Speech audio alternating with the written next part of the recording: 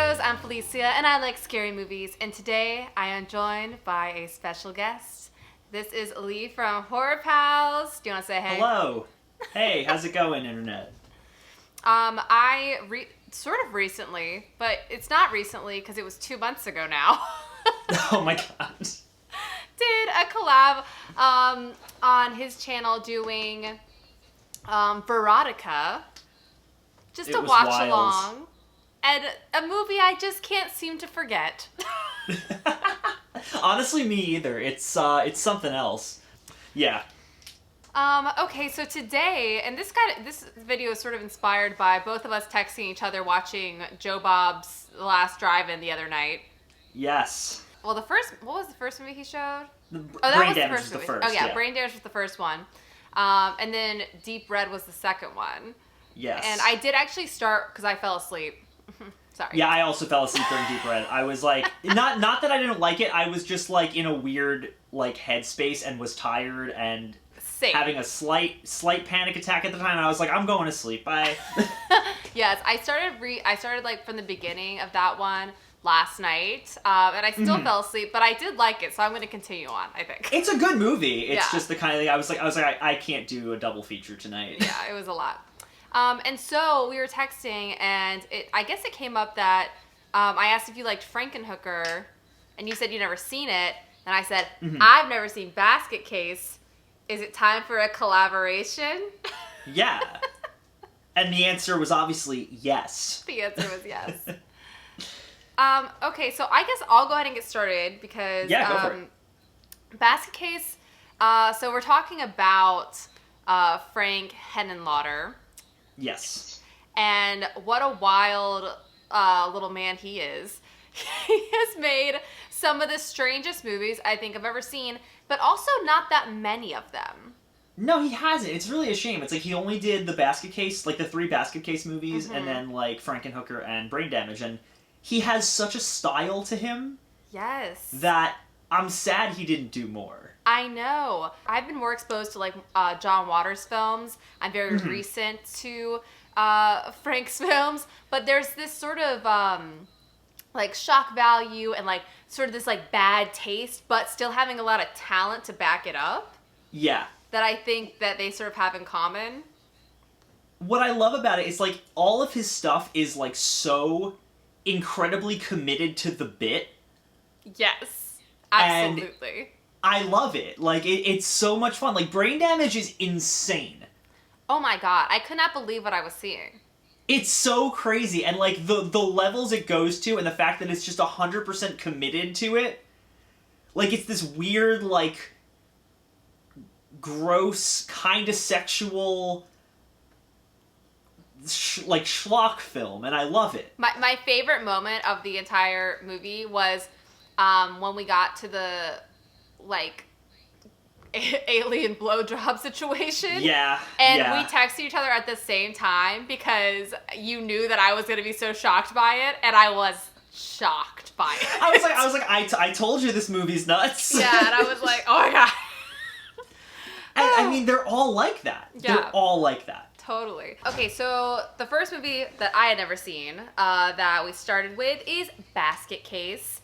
This seems to be his first feature-length movie. He had done some shorts previously, but when I looked up, there's a really nice little documentary about Basket Case that you can find on YouTube. I'll link it in the description of this video. If you haven't seen it, honestly, I think you'd really like it. I haven't seen it, so I'm gonna check that out when you post really good interviews. But in that, he talks a bit about the making of this movie, and it just sounds like the most like New York artist story of just being like everyone is like desperate to make this thing happen, but no one has any resources or like ability. Like it's like it was sort of everyone's first movie.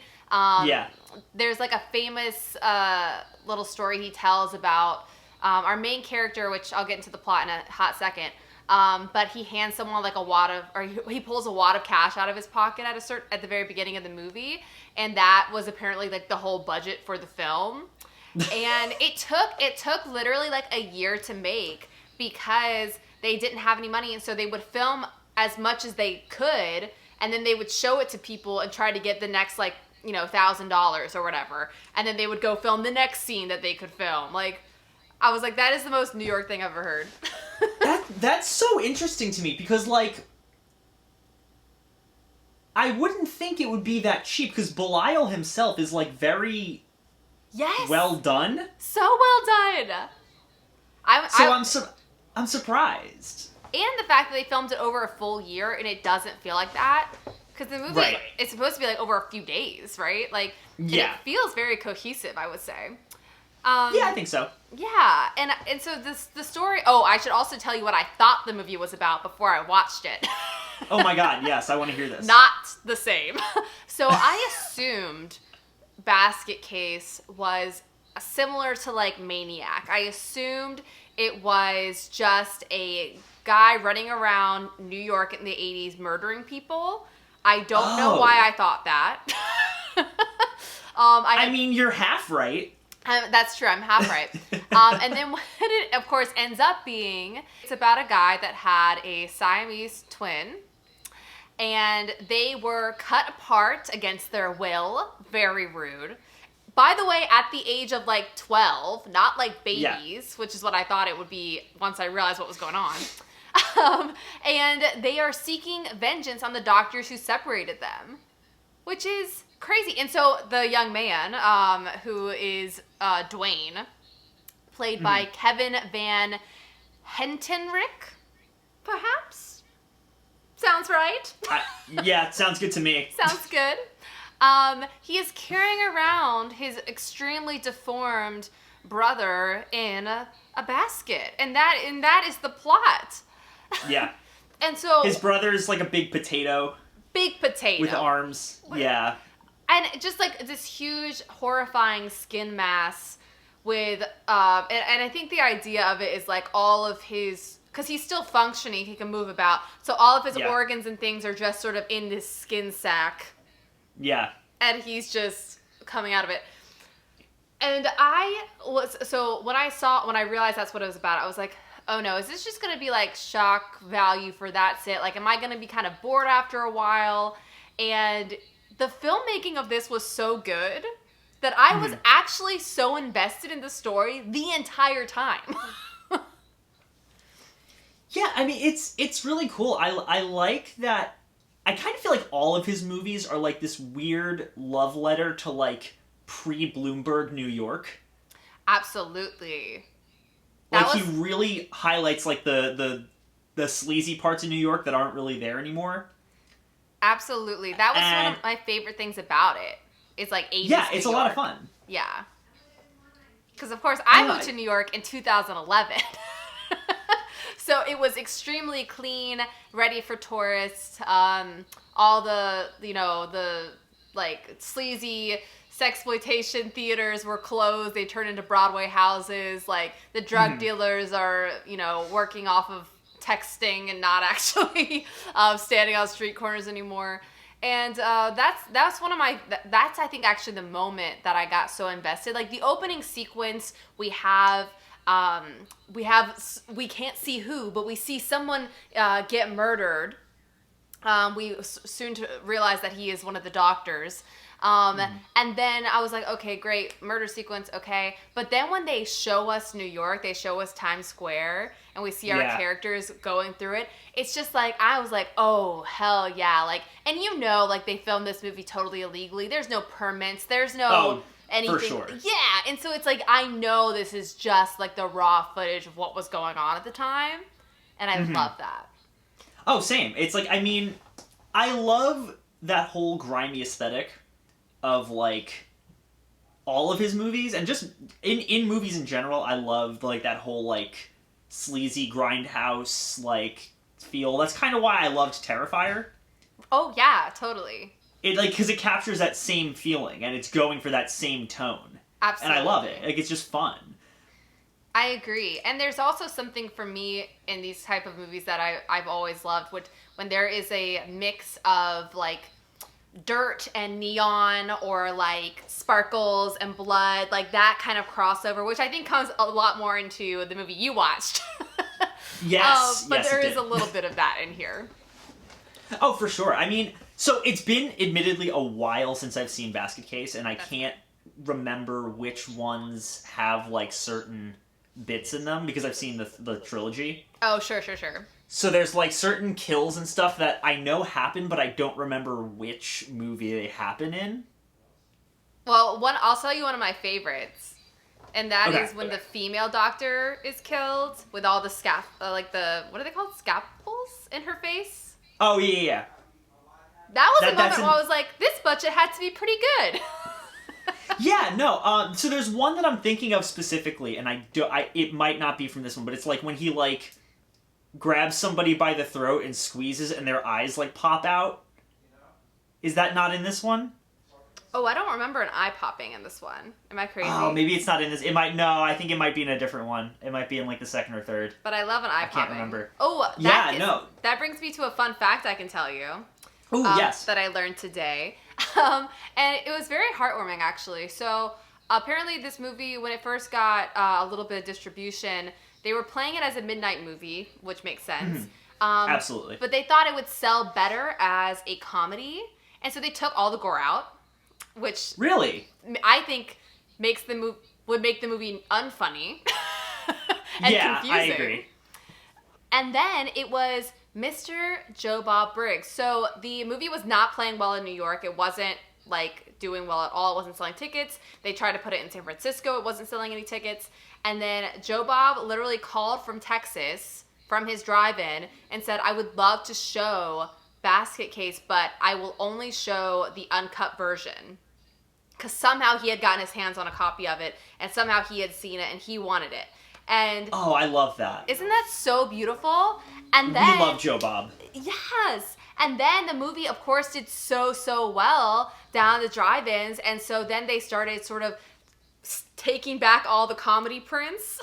Right. The comedy prints, and destroying them and just putting the uncut version in the midnight theaters. And then, like, boom, it was a huge success. I love that. That's so good. I know. I was like, that's the most adorable, like, loving story I've ever heard. Joe Bob is the best. I love. He is the best. And you know what I loved about, okay, I didn't finish it yet, but the beginning of his Deep Red commentary, he has a part where he's sort of like, saying that if you talk about films in a way that people can't understand what you're talking about, I want to punch you in the face. I don't know if you saw that. I didn't. I didn't see that part. Oh man, I love that though. I love it. He's like, if you're using big words just to seem smart to talk about these movies, like that makes me want to like fuck you up. And I was just like, that is so heartwarming to me because, I didn't go to film school, but I just love this shit, and I love talking about it, and It makes me really happy. And there was something about that, and I was like, that's why I like Joe Bob, because I know he's probably the smartest person in the room, but he's talking to me in a way that, like, I understand everything he's talking about.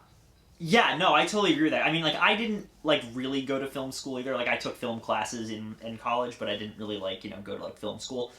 Yet still made a feature-length film. Listen, so good job. We're not here to... thank you. But, so, like, there's, like, terminology that, like, I get, but at the same time, like, if I'm talking about something like Brain Damage or Basket Case or, like, Deep Red or whatever, I'm not gonna be like, oh, the mise-en-scène of this. Like, fuck that. It's, like... Oh my god, yes. It's, like, just enjoy it. It's not meant to be talked about, like, deep. It's Absolutely. Just fun. Like, if it's an A24 movie, it's a different story. But, like, it's Basket Case. Like, I don't need to hear people, like, talking about all the technicals of a movie that was made in 1982 for no budget, completely guerrilla, about a giant potato man in a picnic basket. Exactly. It's like, let's just talk about what's awesome about the movie. Exactly. Call it. Okay. Okay, so I put on headphones in case any sound things happened, but we're not going to worry about that right now. But that's why I'm wearing headphones now, and I wasn't 2 seconds ago. Before we move on to Frankenhooker, I guess I do want to ask you. Yeah. Would you recommend the sequels? Because I haven't seen them. Yes, I would. They're still a lot of fun. I wouldn't recommend them as much as the first one, because the first one's just its own thing, and it's, like, so unique and weird. Totally. But I do like the sequels, at least like elements of them. There's a lot of good gore, especially in I guess the third one, because I think that's when the eye popping thing happens, and Belial has children. Oh my god! Okay, I need to see that then. That's wild. Yeah, that's the third one. But yeah, it's a lot of fun. It's just a fun franchise. Like I don't know, they're really silly. I've always wanted to see like. I don't know. It's like I want to see somebody else like try and remake it, but at the same time, I don't think you could capture that same sleaziness. I don't think so. Yeah.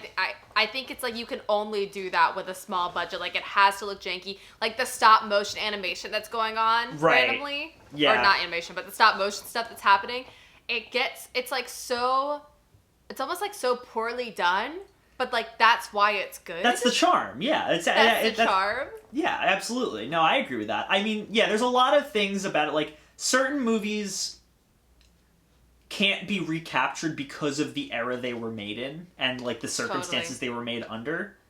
Yeah. And I'm the kind of person who, like, I'm always open to a remake because I want to see what other people, like, can do with something. Like, I want to see, like, other takes on existing stuff. But at the same time, like...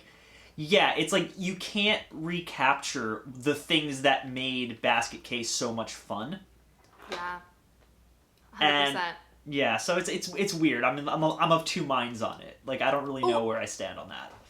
Also, I want to bring up the ending of the movie, because this is obviously a spoiler conversation. Yeah. But so after they are hanging out of the window, they both fall to their deaths together. There's something about like these two brothers that lived together, were attached, went on this huge like hero's journey together, and then fall to their deaths together. That I was like, damn it, that was like I felt that. Like I was like, that is beautiful. Is that like I couldn't believe I was like emotionally moved at the end of this like insane movie. No, I mean I don't think that's weird at all. Like there's a certain like weird emotional core to all of his movies. And yes. Like it's bizarre because they shouldn't be like emotionally moving in any way, but they just are somehow. And there's That's exactly how I felt. Yeah, there's always like this weird like romantic center to them. Absolutely. And I loved it. I like it. It's fun. It makes for a fun movie for sure. Okay, I think that's really all I have on Basket Case. But I am truly thrilled that I have gotten a person to watch Frankenhooker for the first time. Yes. Yes. So I would love to know, what was your experience? So I watched Frankenhooker. I've heard about it for years. You recommended it to me. I watched it last night around 2 a.m. And it was absolutely wild in the best way. Yes. It was just so insane and so over the top and so much fun. And I'll delve into the plot briefly. So Jeffrey is like a Dr. Frankenstein stand-in. He's a big fan of like a bioelectrical whatever, and he's trying to reanimate dead things because his fiance was killed in a lawnmower accident, which is so good. Really insane as it stands. But then it gets crazier because it cuts to the news footage of them describing the lawnmower accident, and they're describing it in the most like tactless way possible. Oh my god. And it's so funny. They're talking about how she became like a human salad on the news. And I'm like, so good. It's hilarious. And so he decides that he's going to put her back together with the pieces that he found of her and other pieces from prostitutes. And Classic grieving technique. Yeah. And so he decides he's going to kill the prostitutes, kind of. He's going to just give them what the film calls super crack. Right. Which, because in his mind, they're already addicted to crack, so he's not killing them, he's just giving them something that will kill them anyway. And the super crack has an interesting side effect in that it makes the things that do it explode. Yes! And we find that out first when he blows up a guinea pig. Which, Sad. Again, I wasn't expecting the type of explosion that the film gives us. Like, yeah. It's not scanners, right? It's not scanners at all. It's not bloody. It's just literal fireworks. Like, fiery explosions coming from a guinea pig and several prostitutes in one of the most hilarious scenes I've seen in any of his films. Oh my god. I can't imagine how long it took to film that. I can't either. But my god. It's so funny, because, like, there's, like, 15 hookers in this room, and they all just, like, go rabid for this bag of crack, and then they all start exploding, and he's just reacting in horror to the whole thing. And, like, I couldn't believe what I was watching. It was the kind of thing where I was like, this is so insane, and it keeps cutting to, like, these shots of these mannequins just literally, like, exploding like a firework. Yeah, the cuts are hilarious. Oh, it's so funny. And I mean, the movie's like a horror comedy, and it's like, the comedy elements of it are really funny. Absolutely. Like, I was laughing out loud at several parts of it, and part of it is just the main dude's delivery of his dialogue. And then oh my god, yeah. The fact that, like, everybody in the movie has, like, these comically stereotypical, like, New Jersey accents. Yeah.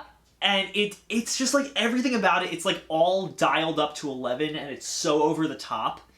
And I loved it. Like, it was hysterical. Who's the big guy? Like, the big guy who's, like, I think he's in, like, Zebra Print or something. I can't remember now. The pimp, his name is Zorro. Yeah, the pimp. Oh my god. That character is hilarious.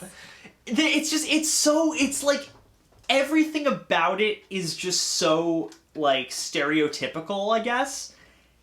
And everybody's just, like, this cardboard cutout of a human being. And it's really funny. That's like, exactly right. I'm shocked that Joe Bob hasn't shown it yet. I know. I don't think it's on Shudder. It's not, I don't think, but it should be. It absolutely should be. Hey. It's fun. Sorry. Get down. Kitty cat problems? Yeah, she's climbing on things she's not supposed to. Classic kitty cat Here problems. she is. Hello, cutie. Wait, Toby's here. They can say hello. Oh. Hello. Oh, nice hello. to see you. Oh, I'm scared of cats. Hello. Something that I think is really funny about, or not funny, just interesting about comparing these two movies is sort of what you just said. In Basket Case, the characters all seem very, like, realistic, dirty New York. Like, almost very truthful. And then in Frankenhooker, they're all, like, comic book characters. Like, they're like, they feel like cartoons in, like, a really great way. Absolutely. I 100% agree. Like, that was a whole huge part of the charm for me. And I also just love that, like, for no discernible reason, when she comes back to life, her hair is now purple. Yeah. Like, just who knows why? We don't care. There's no reason for anything, but, like, I feel like that movie defined a whole aesthetic for people. Oh, yeah. And it's funny because I saw this so late in life, but I was like, I feel like even part of my style is somehow inspired by this Frankenhooker. woman. Yeah, but I didn't even know it. It's so wild. Like, I really love his filmmaking because, like, everything he does is just so insane. His style is so his own. And he's so unapologetic about it. And I really love it. Like, I also love how unapologetic it is. Yeah, like, you don't see movies like that are just, like, have this attitude to them and are so unafraid to, like, just do it and not care what anyone thinks. Absolutely. I'm really interested to watch. I saw on his IMDb that he worked on a documentary that's called Sexploitation. Really? And I don't know, like, what his... I guess... Actually, kind of looks like he directed it. Oh. Okay. Yeah, it looks like he directed, or it's called That's Sexploitation, which I would be really interested to watch. Yeah, honestly. same. Because I mean, like, that's a genre that doesn't really exist anymore. I know. Is that interesting? And it's like I don't know. Like, upon. I get why it doesn't exist anymore, but at the same time, like, there's so many movies in that subgenre that are just like so out there that like, oh yeah, you got to applaud them. Like, they're really crazy. Well, even this movie, like, if you're thinking about sexploitation in a way that it's like, oh, it's so horrible to women, it's like, okay, I understand that. But at the end of this movie, like, she gets some revenge. Yeah. Like, she gets to do something. She like gets to up the insanity of the movie herself after being like the plot of it. It's I don't know. I think it's pretty amazing. I agree. Like, it's just so like, it knows what it is, and it just embraces that like fully, and it doesn't care. Yeah. It's like, hey, you want nudity, you want gore, you want a weird, slimy mass of arms and legs pulling a man into a freezer. Cool. Here you go. We'll give it to you. It's, I don't know. I really loved it. And like, I want to say thank you for like recommending and making me watch this, because it's been on my list forever and it is fucking nuts. Oh, it's so good. I want to see. If anyone who's watching this right now has recommendations for things that feel like this movie, other filmmakers that maybe I don't know, because I only know, like, in terms of like exploitation films and all this, it's like I feel like I have such a surface knowledge of them. If anyone's got some really good recommendations, please put them in the comments. If you get enough, you could do a whole month of Horror Club on that, honestly. Oh, that's a great idea. That's a really good idea. Maybe like, that's next month. Though honestly, people have been requesting a sci-fi month. So ooh, okay, interesting. We'll see. What was I just gonna say? Oh, last night, me and Lauren watched through like FaceTime. Watched Slumber Party Massacre 2. Oh, really? How was that? Yes, I freaking loved every second of it. I liked it, I think, more than the first one. It's like so rock and roll and like random and weird and amazing. And I was just like, I feel like this quarantine for me is just going to become like watching the most like outrageous, like sparkly, bloody movies I can find. Like, I think that's my quarantine feelings. I have a good one to recommend you. It is like a full comedy if you haven't seen it yet. Dude Bro Party Massacre 3. No, never heard of it. It's by, you know 5 Second Films on YouTube? Yes. They made a movie. Oh my god, it came right up. Yeah, they made a movie. There is no Dude Bro Party Massacre 1 or 2. I love that. I see the poster. I just pulled out the poster. That looks freaking wild. It is so funny. Like, maybe, depending on what your humor is. Like, it's... I mean, I thought Frankenhooker was funny. True. It's a different kind of comedy. Like, it's very absurdist. Okay, I see. And it's just, it's so out there. And then, like, Patton Oswalt is in it. Oh my god. And, Andrew W.K. Good for him.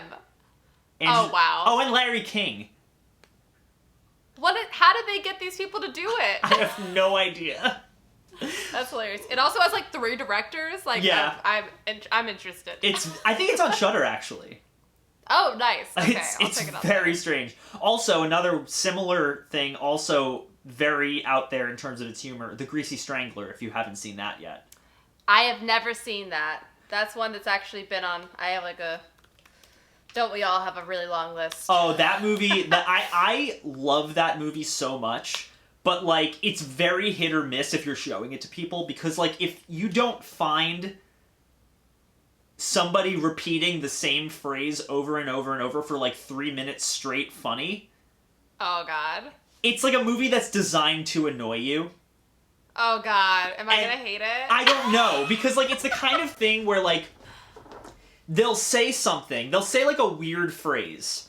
Yeah. And they'll repeat it over and over until it stops being funny, but then they'll keep doing it to the point where it starts being funny again. It's like what Family Guy attempts to do. Kind and then eventually, yeah. But like, it's just things like, first off, there's so much nudity, and so much eye popping, and just so much like it's total schlock.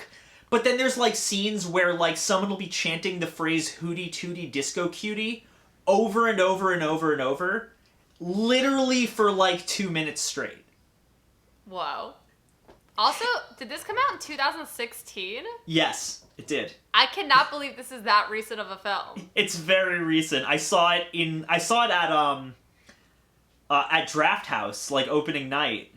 Oh my god! And I was like crying, laughing at like so much of the humor. Like it's very on brand for me. I don't know if it's on brand for other people, but I'm gonna recommend it anyway. I'm recommending it regardless. I'm ready. Oh my god, I'm so excited.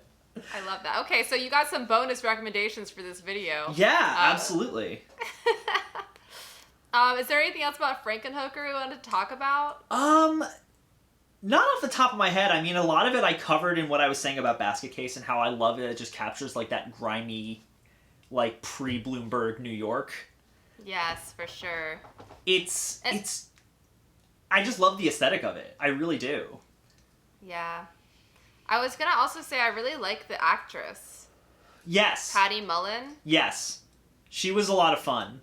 I think she's great in it. And I also, by the way, back to Basket Case.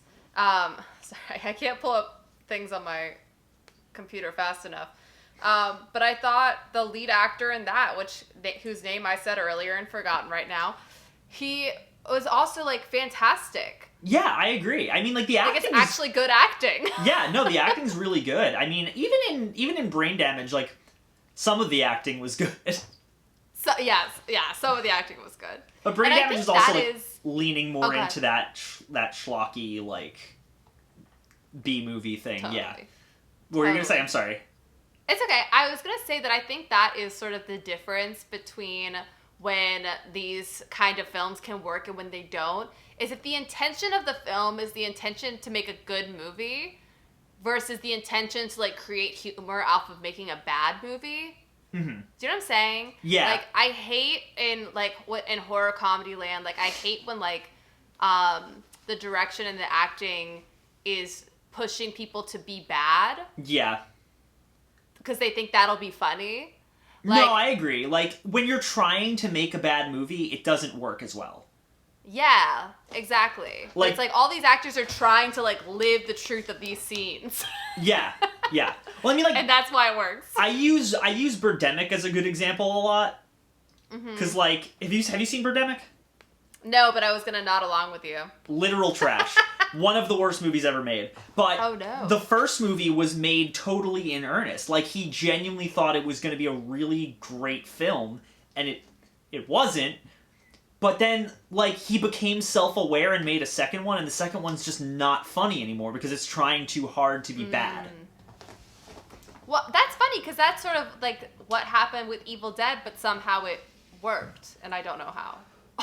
Evil Dead, I think it's because with Evil Dead, like, they weren't really trying to make a bad movie. They just, like, took everything that was unintentionally funny about the first one and dialed it up to 11 and were like, this is just slapstick now. Yeah, that's right. That makes sense. Because by Army of Darkness, it was just full comedy. It wasn't even, like, horror anymore. Exactly. So, I don't know. I think there's something to be said about, like, what your reasoning is for making the movie. Like, if you're trying to make a good movie and you didn't do a good job, then it's still fun because you can see that, like, everyone's heart is in it. Yes. But, like, if you're heart. Yeah, but, like, if you're gonna be like, I'm making a bad movie because I want to make a bad movie, you're not gonna get that same charm. Yeah. Or, like, I'm gonna make a bad movie because I don't think I can make a good movie, which I feel like, I mean, I'm not a filmmaker, but I feel like I've seen that in some horror comedies where I'm like, I feel like there wasn't the confidence, that it's lacking confidence or something. Yeah, no, I was saying, like, it has to be, a true good bad movie has to be something that like, everyone was putting their all into, regardless of the fact that it doesn't, that it's not good. I love that. Good. That's how I feel. That's how I feel about Veronica. Like, they were trying. Yes, I do feel like something about that movie is it's missing some heart. Somehow. Yeah, I think so. I think that might just be like, I don't know. For me, I think the lack of heart comes from the fact that the third story is just so boring. It's so boring. Her just staring in the mirror for like 20 minutes. I was like, get me out of here. Yeah, like it's kind of unbearable. But like everything else, like the first one is still hilarious with the spider guy. Okay, that I think that was the best one. It's the best one boobs, for sure. The eyeball boobs. Yeah, the eyeball. Oh my god, it's hysterical. That was great. Because that was the one where you can tell everyone's trying, and then like Danzig's like, oh yeah, it was supposed to take place in France, but you can clearly see a sign that says like Los Angeles. It's just funny. Like, it's incompetent. So good. So it's incompetent. That's what makes it fun. That's what makes it good. Funny.